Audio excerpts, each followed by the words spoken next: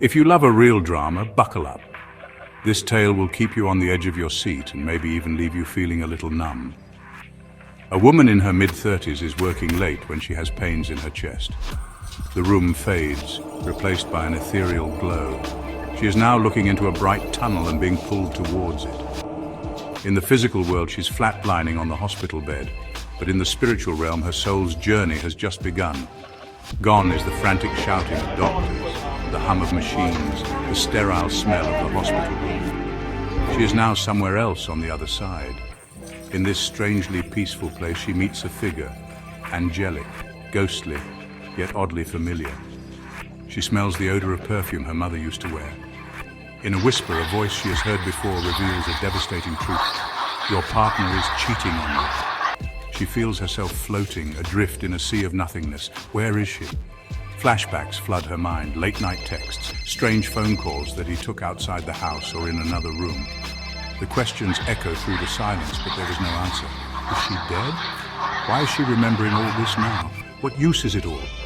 She feels fear, cold and sharp, clawing at her throat, as if hearing her thoughts. The voice returns. Go back. It is not yet your time. Be good. Be kind. Don't judge lest you be judged, and always trust in God. The heart monitor screams to life as she revives from her NDE. Her eyes snap open, wide with shock, burning with determination. Doctors and nurses are flooding into her room. Her near-death experience turns into a detective novel, each clue sharper, each betrayal deeper. 2 weeks later, she confronts her partner about the strange calls and texts and accuses him of having an affair, her voice steady but seething. The look in his eyes is one of shock and pain. What are you perhaps of being saying? I caught in didn't his cheat secret. on you. He reaches for her. She flinches and pulls away. Leave now, we are done. The teary-eyed husband says nothing. He slowly walks out the door with his car keys in his hand. She smiles, savoring the look on the cheating bastard's face. Instead of facing her judgment and owning up to his indiscretions, the coward ran away.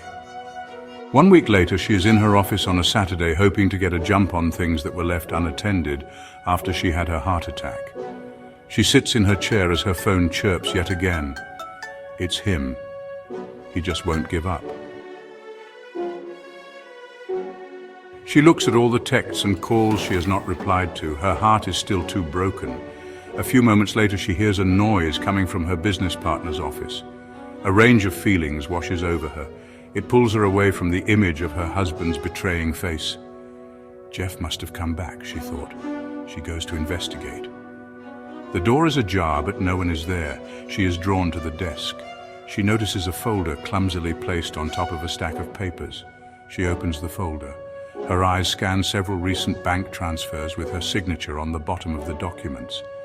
This is very strange because the drafts were from 2 weeks ago. How is that possible? She was in hospital.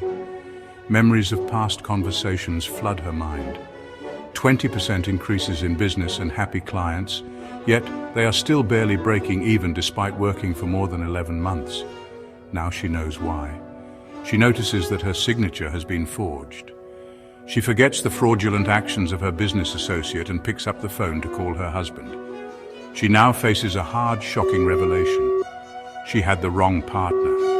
It was her business partner who had been cheating on her. Her heart beats rapidly. Time stands still as the call goes on and on without being answered by her husband. Please pick up, she whispers. She wipes the tears from her eyes as she's ready to click the off button. Hello? A faint voice says, Jen, is that you? She begs for his forgiveness and tells him what she has discovered at work. Scott, please say something. Her voice is filled with the sound of regret.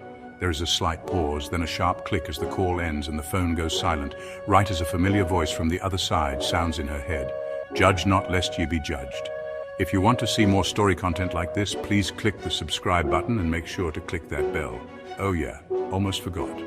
If you would like to see a different ending, leave a comment saying different ending. Until next time, thank you all from the cosmic cyber pages of the writer.